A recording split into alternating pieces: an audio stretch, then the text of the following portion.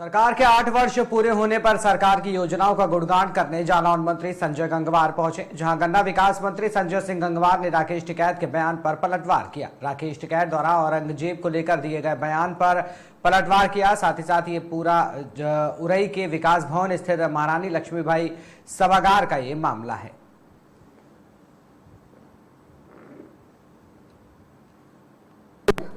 इन 8 वर्षों में उत्तर प्रदेश देश में कई सारी परियोजनाओं में विकास में प्रथम स्थान देश के अंदर प्राप्त किया है।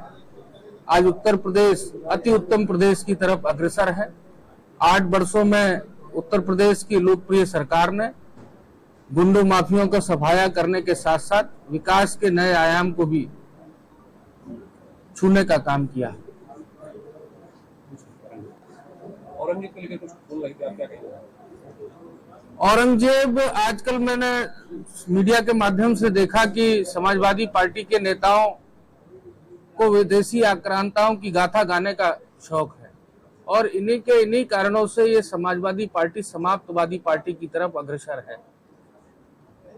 इनके आदर्श बाबर और जहांगीर हैं। इनके आदर्श भगवान श्री राम, माता सरस्वती, भगवान श्री कृष्ण, भगवान शंकर, माता पार्वती, माता सीता, ये इनको आदर्श नहीं मानते। ये अपने विदेशी आक्रांताओं को ही अपना आदर्श मानने का काम करते हैं। अब देश में इस तरह की पॉलिटिक्स नहीं चलेगी। जिस तरीके से लगातार एनसीईआरटी हो, चाहे वो यूपीएससी एग्जामिनेशन हो, वहां पर आक्रांताओं को पढ़ाने की बात कर रहे हैं, चाहे वो औरंगजेब हो या फिर बाबर हो, ये इनको पाठ्यक्रम में रखा जाता है। एक तरफ बीजेपी वहां कह रही है वो आक्रांता है, क्या ये सही है पाठ्यक्रम में इनको रखना? देखिए, ये जब देश की आजादी के बाद से लंबे समय तक कांग्रेस की सरकार रही, कांग्रेस और समाजवादी पार्टी एक ही सिक्के के दो पहलू हैं। आपने देखा होगा कि ये कब एक हो जाएं, कब अलग हो जाएं, ये एक ही सिक्के के दोनों पहलू हैं। और ये कांग्रेस की सरकार में इस तरह का हुआ। नई शिक्षा नीति में तमाम चीजों के बदलाव हैं जो आप लोगों को सबको पता है। राकेश टिकैत जी ने एक बयान दिया है कि औरंगजेब की कब्र को बीजेपी मुख्यालय में रखने की बात होगी, किस तरीके से? राकेश टिकैत जी का ये निजी बयान हो सकता है, लेकिन औरंगजेब की कब्रें कभी पार्टी कार्यालय में नहीं, कब्रिस्तान में होती हैं और कब्रिस्तान में है। औरंगजेब ने इस देश को लूटने का काम किया है। वो कभी भी भारतीय जनता पार्टी या भारतीयों का सम्मान नहीं हो सकते। इन 8 वर्षों में उत्तर प्रदेश मेरा नाम रामनगरी अयोध्या में प्रभु श्री राम की प्राण प्रतिष्ठा के बाद अयोध्या में बढ़ते विकास को देखते हुए महंगाई की चरम सीमा आकाश को छू रही है। इसी के साथ साथ अयोध्या भूमाफियाओं का तानाशाही, व्यापारियों पर अत्याचार हो रहा है। अयोध्या परिक्रमा मार्ग हलाकर पुरवा बासुपुर सिरसा मोहल्ले का मामला है, जहां पर कुछ भूमाफियाओं का अवैध तरीके से खंबा गाड़कर घेराबंदी करके जमीन पर कब्जा किया गया। मामला अयोध्या हलकारक पुरवा बासुपुर सिरसा मोहल्ले का है। मेरा नाम राहुल गुप्ता, सनाफ राजकुमार गुप्ता। मैटर ये है हलकारा पुरवा बासुपुर सिरसा, यहाँ पे पीछे हमारे 20 से 25 लोगों की कॉलोनी बसी हुई है और यहाँ पे बीच रोड पे रास्ते में आके अवैध कब्जा लिया जा रहा है, जो कि ये हमारा आज से 10 से 12 साल से ज़्यादा हो चुके हैं हम लोग यहाँ पे रह रहे हैं। और 21 मार्च 2025 को सुबह 6:45 से 6:30 बजे के बीच में लोग आके खंबे को गाड़ के पूरी बाउंड्री वाल करके रास्ते को अवैध कब्जा लिए जा रहा है।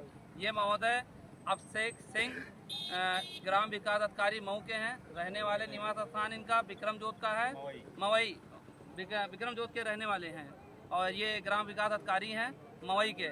और इनके छोटे भाई साहब विवेक सिंह उर्फ मोनू, ये आके यहाँ अवैध कब्जा ले रहे हैं। और हमारा सभी से यही निवेदन है कि हमारे कॉलोनी का रास्ता पूर्ण रूप से हमको दिया जाए। कितने लोगों का रास्ता इसमें बाधित हो रहा है? इसमें 20+ मकान है। इसमें 20+ मकान है। अधिकारी से वार्ता हुई? यहाँ पे अधिकारी से बात करने पे कोई हमको रिस्पांस नहीं मिल रहा है। 100 नंबर पे कॉल करो, 112 आती है, वो आती है। इनसे बात करके किसी भी व्यक्ति का नाम बताया जाता है, वो यहाँ से रिटर्न चली जाती है। और कितने भी कॉल करो, प्रशासन तो सेवा कर। मेरी यही एक प्रशासन से निवेदन है कि हमको हमारा रास्ता दिया जाए। बस हम कोई विवाद नहीं चाहते हैं। डीएम एसडीएम किसी से बात? मेरी एसडीएम जी से बात हुई थी कल 22 मार्च को, तो उन्होंने कहा कि कल सुबह आपके पास 12 से 2 के बीच में हमारे लेखपाल जी आएंगे और आपका पूरा रास्ता वो आपको खाली करके देंगे। लेकिन हमें उनकी तरफ से कोई भी राहत नहीं मिली है। लेखपाल जी आए, अपने हिसाब से उनकी पक्ष से वार्तालाप किए, उसके बाद वो यहाँ से निकल गए हैं। ये उनके रास्ते को आप खुद ही देख सकते हैं, सारे कंडीशन वैसे पड़े हैं। खंबे हटाने के लिए बोला गया तो बोले ये खंबा नहीं हटेगा। आज भी वैसे ही खंबा पड़ा हुआ है और कॉलोनी में आने जाने के लिए सभी को प्रॉब्लम क्रिएट हो रही है। मेरा नाम राहुल गुप्ता है। मैं सरकार प्रशासन से यही निवेदन करता हूँ कि मुझे मेरा पूरी तरह कॉलोनी का रास्ता दिया जाए। बस बैनामा दिखाना चाहता हूँ, मैं बैनामा भी दिखा देता हूँ। और हमारा ये रास्ता है और दूसरा है पूरी कॉलोनी का अगर बैनामा मांगा जाएगा तो वो भी उपस्थित किया जाएगा। बैनामा है भैया, ये आप इसको आप देख सकते हैं, ये हमारा बैनामा है। और मैं ये आपको रास्ता दिखाता हूँ, ये हमारा ये रास्ता है, ये देख सकते हैं, ये इस तरह हमारा रास्ता है। ये हमारा प्लॉट है, हमारी बगल से 16 फीट का रास्ता है और ये हमारा सीधे उतर के आता है, ये 20 फीट का रास्ता। इसी रास्ते के ऊपर अवैध कब्जा लिया जा रहा है। जी सर, ये अफसरशाही की तानाशाही है। यहाँ पर व्यापारियों का मामला है। व्यापार कानून, ये कॉलोनी में कुछ 10 या 20 लोग रहते हैं। उनका रास्ता ये पूर्ववत आज 20 साल से पूर्ववत रहा है। इसको कोई मोनू सिंह करके कोई भू माफिया है, इसको कब्जा करना चाहता है, अवैध कब्जा करना चाहता है। अभिषेक सिंह भू माफिया है, जो कप्तानगंज बता रहे बस्ती का भू माफिया होगा, वो अपने लिए भू माफिया होगा। हम सब व्यापारी है यहाँ पे।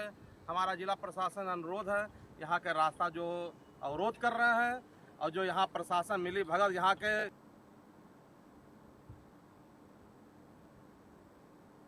जो लेखपाल हैं, यहाँ के कॉलोनी वासी को का रास्ता बंद करके ये बहुत गलत काम कर रहे हैं। हम यहाँ से उनको संदेश देना चाहते हैं। हम लोग उनके खिलाफ तहसील पे धरना देंगे, उनको खिलाफ हम लोग पूरा अनशन करेंगे अगर वो इस तरह काम करते हैं। बहुत घिनौना काम है कि ये जो है 15 साल से पुरानी कॉलोनी है। औरैया में क्षत्रिय महासभा कार्यकर्ताओं ने समाजवादी पार्टी के राज्यसभा सांसद रामजी लाल सुमन के बयान की आलोचना करते हुए उनका पुतला फूका। इस दौरान दिनकर प्रताप सिंह चौहान ने कहा कि जो भी रामजी लाल के सिर को काट कर लाएगा उसे क्षत्रिय महासभा औरैया 1 लाख रुपए का इनाम देकर पुरस्कृत करेगी। महासभा के संरक्षक रविंद्र सिंह कुशवाहा के नेतृत्व में दर्जनों समर्थकों ने समाजवादी पार्टी मुर्दाबाद के नारे भी लगाए।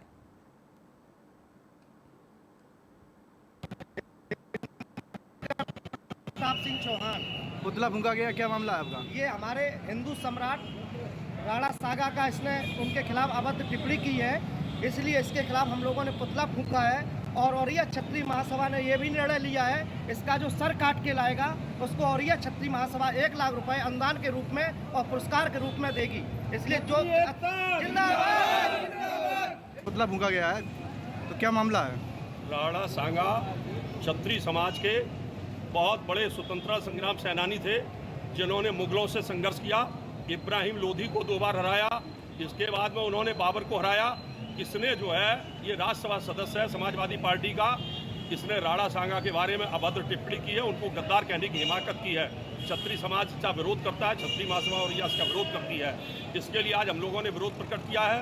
माननीय मुख्यमंत्री जी को भी ज्ञापन भी डीएम साहब के माध्यम से देंगे और इसका पुतला फूंका है। और ऐसे लोगों को मेरी अपील है माननीय मुख्यमंत्री जी से कि ऐसे लोगों की राज्यसभा सदस्य खत्म कराई जाए, ऐसे लोगों के खिलाफ कानूनी कार्रवाई की जाए, मुकदमा लिख के इनको जेल भेजा जाए। ये समाज के जो इतिहास पुरुष हैं, जिनको हम लोग बराबर याद करते आए हैं, जिनकी वजह से आज ये देश सलामत है, उसको गद्दार कहने किसने।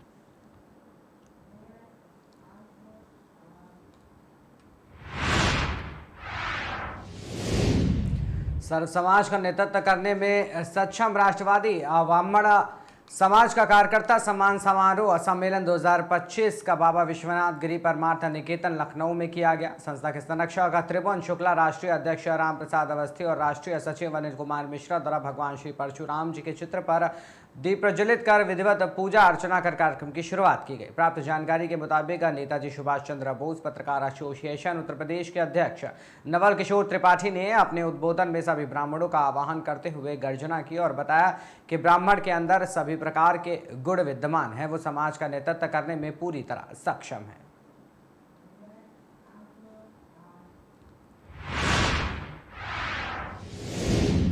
वहीं सोनभद्र में सेवा सुरक्षा और सुशासन के 8 वर्ष पूरे होने पर 3 दिवसीय मेला और प्रदर्शनी का आयोजन किया गया। भव्य रूप से जिले में 8 वर्ष पूर्ण होने का जश्न मनाया जा रहा है। जिले के आयोजन में पिछड़ा वर्ग आयोग उत्तर प्रदेश के उपाध्यक्ष सोहन लाल श्रीमाली पहुंचे, जहां दीप प्रज्वलित कर मंत्री ने आयोजन का शुभारंभ किया। आयोजन में LED लगाकर सरकार की 8 वर्ष की उपलब्धियां दिखाई। उन्होंने कहा कि हर घर नल योजना गांव-गांव पहुंच चुकी है। ये योजना का लाभ नहीं पहुंचा है, वहां जल्द ही पहुंच जाएगा। इसके 8 वर्ष पूरे हो गए, तो इसमें आप क्या कहेंगे? उत्तर प्रदेश के लोकप्रिय मुख्यमंत्री महंत योगी आदित्यनाथ जी का सेवा सुशासन सुरक्षा का यह ऐतिहासिक 8 वर्ष पूर्ण हो रहा है और इन 8 वर्षों में जितना कार्य महाराज जी के द्वारा और महाराज जी के नेतृत्व में हुआ है, आदरणीय मुख्यमंत्री आदरणीय प्रधानमंत्री जी के नेतृत्व में हुआ है, वह एक स्वर्णिम काल 8 वर्ष का है। इन 8 वर्षों में जो सबसे बड़ी उपलब्धि उत्तर प्रदेश की देखी जाए, आपके नज़र में क्या मानी जा रही है? 8 वर्षों में अपराध नियंत्रण हुआ है, रोजगार मुहैया कराया गया है, किसानों के लिए उनके सब्सिडी बढ़ाए गए हैं और भी कई विकास के काम जो किए गए हैं वो देश के युवा किसान मजदूरों के लिए अच्छा काम हुआ है। आपने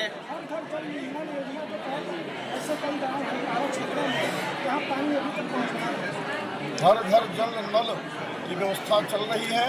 जहाँ कहीं छूट गया है तो DM साहब साथ में हैं, उसको ध्यान रखेंगे और उसको भी मुहैया कराएंगे। सर, रोजगार आपने एक प्रमुख मुद्दा बताया। हमारे जिले में भी एक भर्ती हुई है ICDS की तरफ से आंगनबाड़ियों की, उसमें तमाम ऑडियो वायरल हुए हैं कि 1.5 लाख लेके आओ, नहीं तो हम दूसरे का कर देंगे। इस तरह कई ऑडियो आए हैं। उसकी वो क्या सुशासन के बारे में प्रश्न खड़ा कर रहा है कि नहीं? विपक्ष के द्वारा इस प्रकार का हथकंडा अपनाया गया है जिससे हमारी सरकार बदनाम हो, हमारे प्रशासन के लोग बदनाम हो। यह ऑडियो उन्हीं के षड्यंत्र का हिस्सा है। इसके 8 वर्ष पूरे हो गए, इसके 8